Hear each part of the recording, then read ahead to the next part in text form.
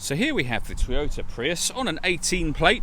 I'm going to start off by showing you around the outside of the car, and then we'll hop in and run through some controls on the inside. But from the outside you can see it's a 5-door car.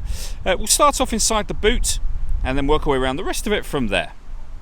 So as we approach the boot, you can see we have reversing sensors, plenty of boot space as well, along with that 60/40 split folding rear seat should you wish to increase that space even further. Okay, so we're just going to work our way back round to the front of the car, and then we'll hop in and run through some controls on the inside. But now that we've done a full circle of it, you can see it's in excellent condition the whole way round. Just briefly before we climb in, I think it's while we're seeing the interior from this exterior point of view, there's plenty to run through on the dashboard, so let's hop in and we'll do that right now. Now that we're inside the car, we're going to start with the dials. You can see we have a digital readout for the speedometer. Above that, we have the fuel gauge for the car. And beneath that, the total miles, which are 9,421. Along this screen, there are various bits of information, including what gear the vehicle is in, the time, and it shows you that the car is ready to go by saying ready. The electric motors are running, which is why it's silent at the moment.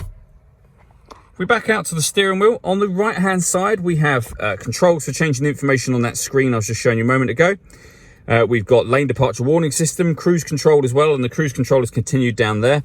On the left hand side we have stereo controls and phone controls, including voice activation, which of course can only be used after such time as you pair the phone up, which is done over on the central screen just here.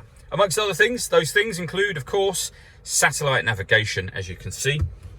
And if we put the car into reverse, they include a full color reversing camera with guidelines showing you what direction the car is headed in relation to the image that you see on the screen. So it does make this car very, very easy to park.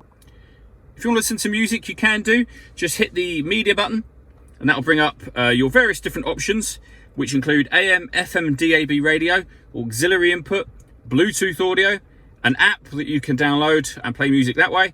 We have a CD player, iPod input, and USB input as well. So as I say, plenty of ways to listen to your music in this car.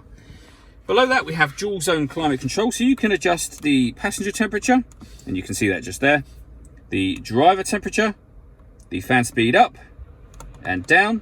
You can determine where you'd like the air to be distributed within the car. Once you're happy with those settings, this button turns the air conditioning off in this case, or back on again, and it's on when that green light shows. Or hit auto, and the car will now maintain those temperatures by taking control of the direction of the air and the fan speed, and you can override that by readjusting either of those things and putting it back on whatever setting you want it on. Under that we have the gear lever. This button puts it into park. You then have neutral, reverse and drive. Over here we can put the car into its electric mode if there's enough charge, and drive mode will put the gearbox and car into, if I show you up on here, eco mode, normal mode, or power mode.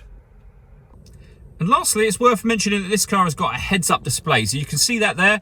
It's showing us that we're in the eco mode. It shows us our battery level, and it shows us a digital readout for the speedometer as well. All that leaves me to say is thank you for taking the time to watch this video. If you'd like to come and see the car in person and have a test drive, please feel free to call any of our MJA sites. We'd love to hear from you soon.